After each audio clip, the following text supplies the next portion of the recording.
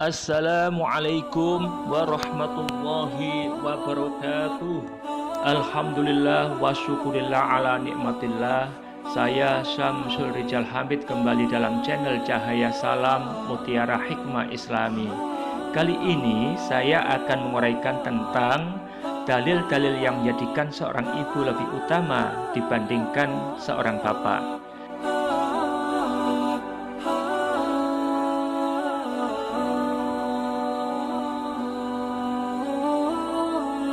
Saudara pendengar, harus kita akui bahwa peran seorang bapak dalam keluarga sangat berat. Tidak hanya wajib mengusahakan sandang, pangan, dan papan, melainkan juga harus memberikan perlindungan dan perhatian pada segenap anggota keluarganya.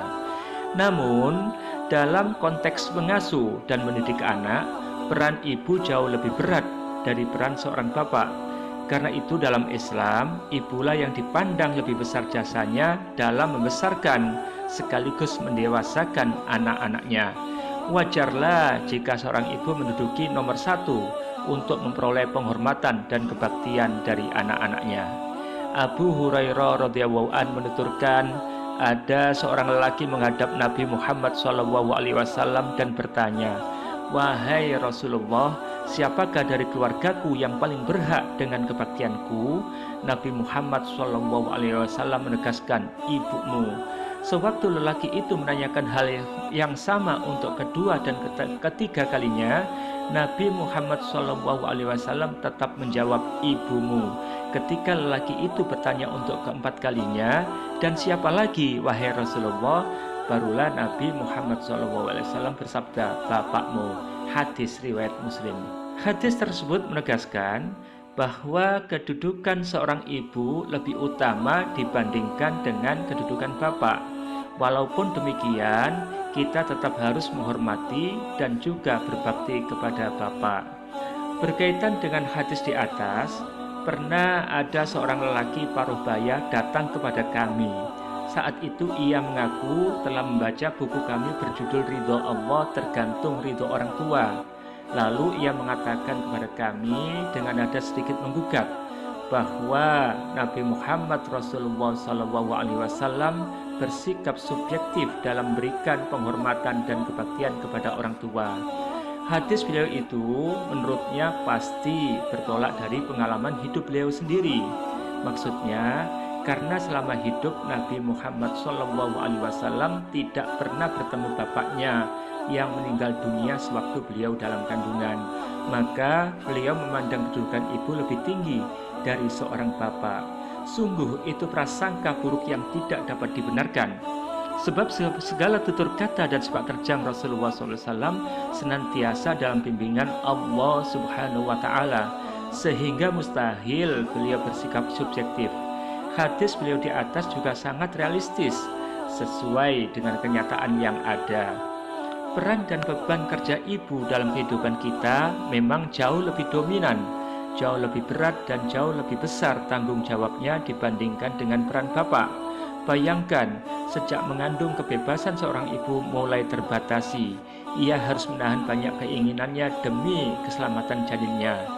Pada minggu-minggu pertama kehamilannya, seorang ibu mengalami pusing-pusing dan rasa mual yang membuatnya tidak nyaman, makan tidak enak, dan tidur pun tidak nyenyak. Dalam keadaan demikian, ia masih harus memasak, merapikan rumah, dan melayani suaminya.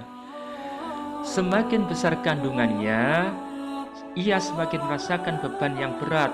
Terhitung selama 9 bulan ia tidak leluasa bergerak, harus terus berhati-hati demi keselamatan janinnya.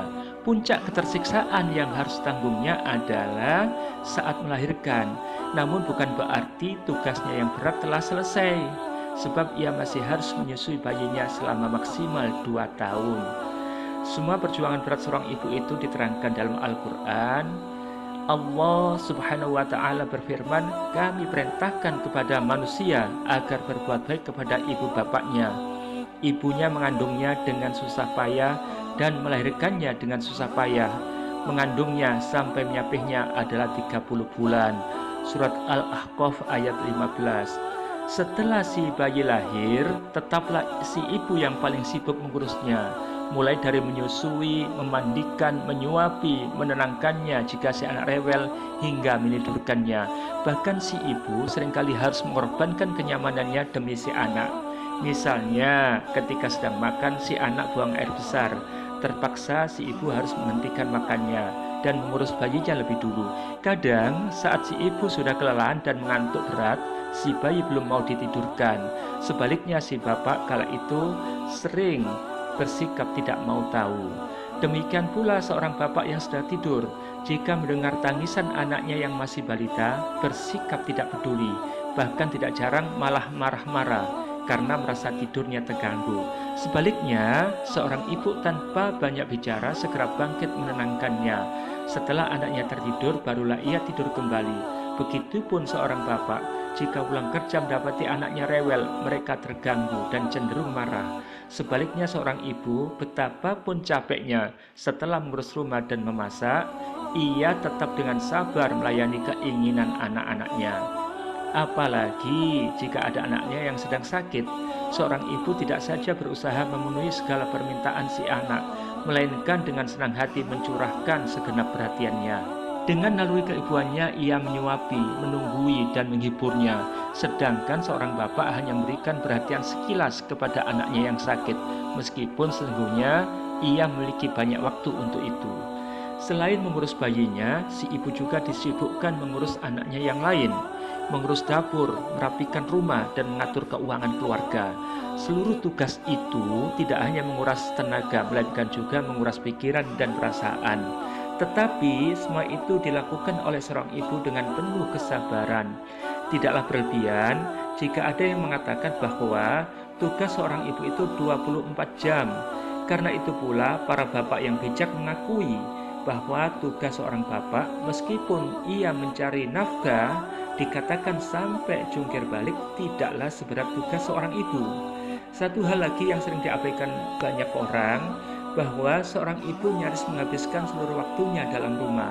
Jadi kegiatannya dari itu ke itu, dari hari ke hari hanya seputar seisi rumah. Orang Jawa menggambarkannya bahwa tugas seorang wanita tidak lebih dari kasur ke sumur, lalu ke dapur, dan akhirnya kembali ke kasur. Secara manusiawi, betapa menjenuhkannya. Namun rata-rata para ibu, terpaksa atau tidak, dapat menjalani hari-harinya dengan sabar. Sedangkan kelihatan seorang ayah, meskipun harus membanting tulang, namun dalam suasana yang selalu berbeda. Rata-rata bisa menikmati perjalanan pergi pulang kantor, bisa bercanda dengan teman-teman, mendiskusikan beragam persoalan, dan lain sebagainya. Dengan demikian, alangkah bagusnya jika para suami memiliki pengertian untuk meringankan beban kerja istrinya. Kalau tidak sempat, maka harus ada staf rumah tangga yang membantu istrinya. Ditinjau dari beratnya pekerjaan yang harus dilakukan oleh seorang ibu dalam mengasuh, memelihara, dan mendidik anak-anaknya, pantaslah jika ia mendapat kehormatan bahwa surga ada di bawah telapak kaki ibu, sebagaimana ditegaskan dalam hadis sahih yang sangat populer. Ada seorang lelaki menghadap Nabi Muhammad SAW dan mengutarakan keinginannya, "Aku ingin berjihad, wahai Rasulullah." Lalu Rasulullah bertanya, "Apakah engkau masih punya seorang ibu?" Lelaki itu berkata, "Iya, masih." Maka Nabi Muhammad Rasulullah SAW bersabda, "Berbaktilah kepadanya, karena sesungguhnya surga itu di bawah telapak kaki ibu." Demikianlah uraian kami mengapa kedudukan ibu di mata anak-anaknya lebih utama dibandingkan bapak. Terima kasih atas perhatian saudara. Kurang lebihnya kami mohon maaf. Billahi taufik wal hidayah. Wassalamualaikum warahmatullahi wabarakatuh.